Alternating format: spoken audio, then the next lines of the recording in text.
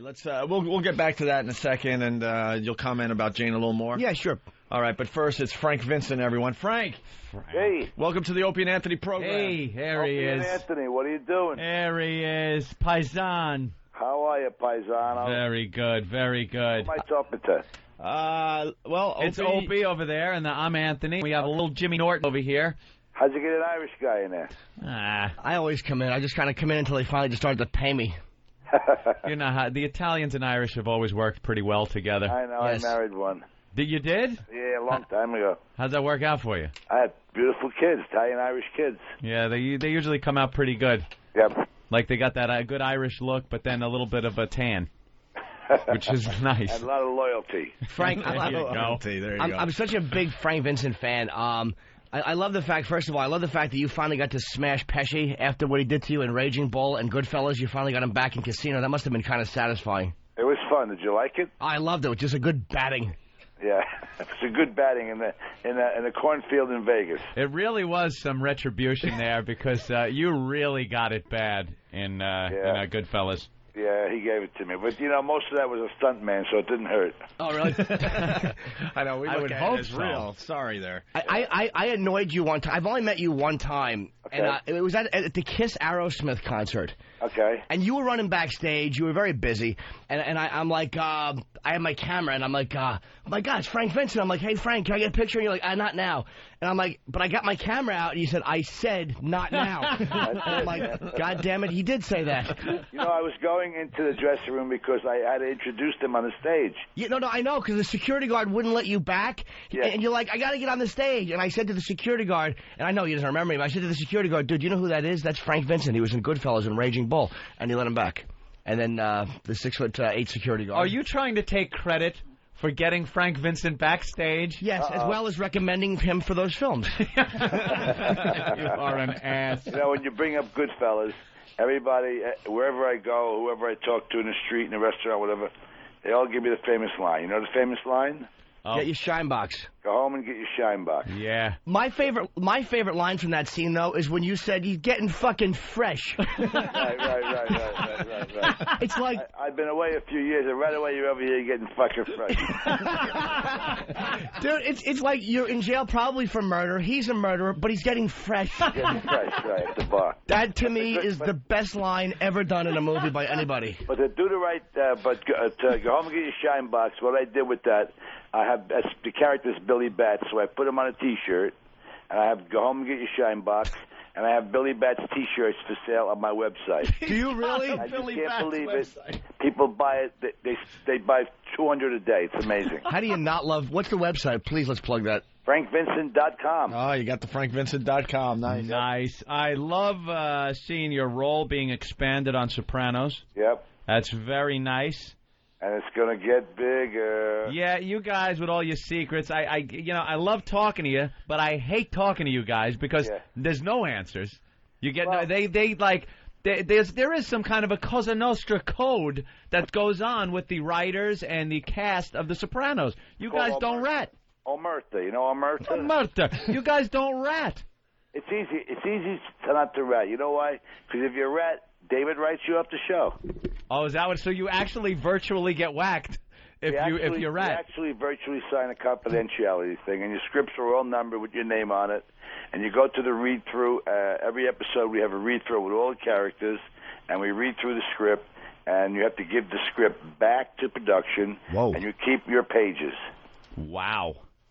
And that's the way it works. And that way they could keep everything secret. Because, well, you know what? If people start talking about what's going to happen, nobody wants to watch it anymore. It just takes away all the fun. Yeah, it takes away the surprises. I love when you're watching the show and all of a sudden something happens and you didn't expect. I mean, Uncle Junior shooting Tony was one of those things where, as I'm watching it, I said, "Holy shit." What just happened, And you're right. If you would have known about that in advance, it wouldn't have been as Sometimes you don't thrilling. even put it in the script when we're doing the read-through because you have new talent that's coming in just for the show. People coming in like just And they're you going to can't play trust like them. 1 or 2 lines or 3 lines. Yeah, is it true you've had extras killed so they don't talk about the show? Right. I've heard about Blinded, and their tongues taken out. that. Tongues ripped out of their Also, heads. they'll hide certain things on the read-throughs. That's pretty interesting. Yeah, like when she was going to get killed, Michael's Adriana, Yeah. Adriana, when she was going to get killed, in the script that we had at the read-through, says she just drove away to Atlantic City. Huh. Yeah, she certainly they did. didn't reveal that she was shot. It's kind of like MASH when they decided that when McLean Stevenson wanted to leave and they wanted to kill off Henry Blake. They didn't tell anybody they were going to kill him off until Gary Berghoff just came in and read that his planes spun out. They got an honest reaction out of the cast. Yeah, they had no. Then they realized, wow, he's never coming back to the show. That's why they were all like, fuck. Wow. They do that stuff. Yeah, that's very poignant of me to raise a 1974 example. You're right on the money, kid. Right on the money, kid. I love it. I always find it odd when you hear a story like that where a director went to get a true reaction and it didn't just end up with someone looking at the camera and going, "Are you fucking shitting me?" Yeah. Or something, just ruining the entire shot. Or There's two real reactions in Raging Bull. Mm-hmm. One is when I go to the table, coming in the Copa, and I see Jake and Joe sit at the table, and I say to Jake, "You're not drinking, are you?" And he just looks at me. Now, what happened was when they did my close-up, I said to Jake, "You're not drinking, are you?" He said, "Why don't you go fuck your mother?" And I looked at him, and that's the look they took. That's great. That's great. What's the other one? Does that shit, yeah. Yeah, what's the other one? Because we all love Raging The other Bull. one is in the gym when I'm saying to don't hurt yourself, Jake. When they're boxing in the gym, Uh-huh. and he says, "Go fuck yourself." Same thing.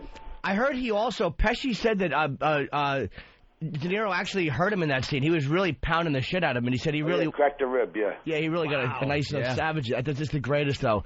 Yeah, don't hurt yourself. Fucking, right. What a great film that is. Is that your favorite one that you've done, Raging Bull?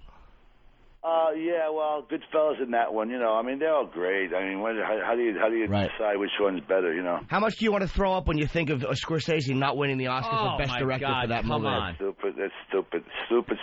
Ordinary People, Best Picture, Best Director. The Mary fucking Tyler Academy Moore should be firebombed. Yep. Yeah. What did the guys say this year on the Academy Awards when the black group won an Oscar? Yeah, said Martin Scorsese doesn't have an Oscar. Well, he said the group's name was like Tennis. What is it, Drew? Memphis Mafia. Sure, ask the black Memphis guy. Mafia won, Scorsese nothing. Yeah. John Stewart. Yes, Scorsese's long overdue, man. Yeah, it's almost like the running joke that he hasn't gotten an Oscar. He's one of the greatest directors in history. Unbelievable. Brilliant. Hey, Frank, you got a book out, A Guy's Guide to Being a Man's Man. You got it there, brother? Yes. Oh, yeah. Yeah, we weren't able to look through it yet. We just got him. We just got it handed to us. How's this going to help us out? Well, listen, we got, in part one, we got dating like a man's man. Getting the digits means getting the number from the girl. The first date, tell the ex to go home and get a shine box. Going steady. Part two, watching movies like a man's man. We have our gangster flicks, western flicks, sports flicks, war flicks, chick flicks. I don't think so. No. Part You ever been dragged to a chick flick? Oh, yeah, what are you going to do? You watch Sex in the City. You hope they get undressed once in a while. You hope they get undressed once in a while. What was the last chick flick you went to? Geez, I don't know. Something with Oprah in it, I guess. Kong? Oh, shit. Jesus, why, Jimmy? Smoking cigars like a man's man. All right, with an interview by Big Pussy Pastor. Yeah. Sure. Manja like a man's man is our favorite restaurants. Your mother's always the best cook. That's entertaining. Uh-huh. And Salud, we teach about wine and stuff. It's all done with a very, very tongue-in-cheek. Listening to Music Like a Man's Man, our top music legends, music picks, an interview with our man's man, Stevie Van Zandt. Right. Music to make love by. What music to play when you're making love? Gotta be Sinatra, right? So, yeah, Fly Me to the Moon. Of course. Music to play, not to play when you're making love. Celebration. Right. Taps, another bad one. Right. Visiting Vegas like a man's man. We have a Vegas history, top 10 man's hotels, and an interview with James Caan.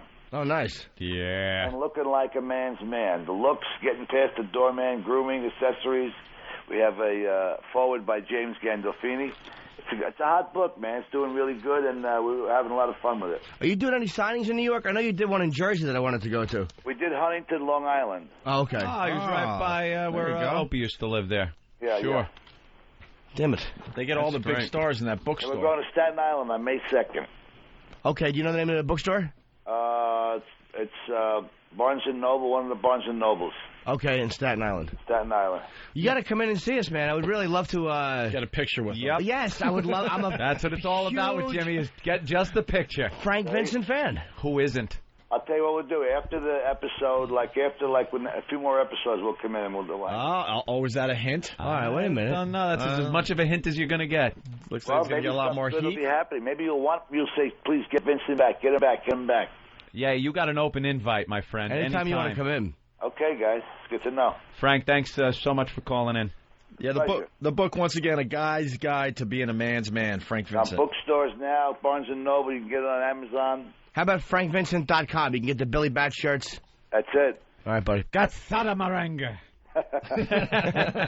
Thanks, guys. Thanks, Frank. Thank you, Frank. Frank Vincent, everyone. All right. Legend. I love him, man. Guy's a legend.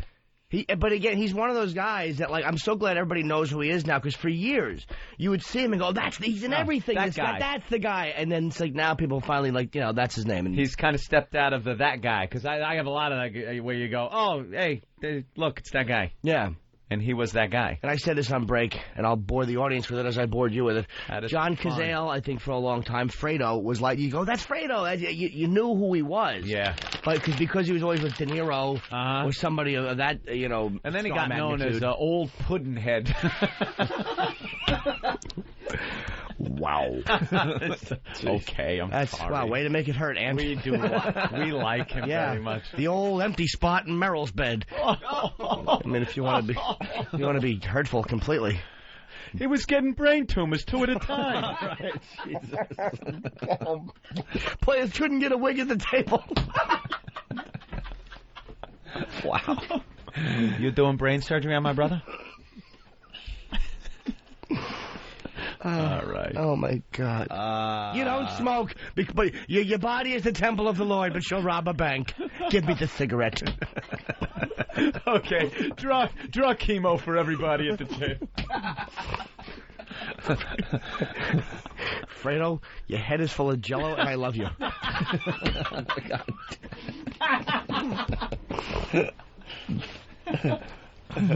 All right. All right. Come on, we like the guy. Oh, I love the guy. Well, I loved his work and everything. Fucking It's amazing. tragic that he died so young. Some type of brain cancer. It's horrible. Let's say hi to Laura.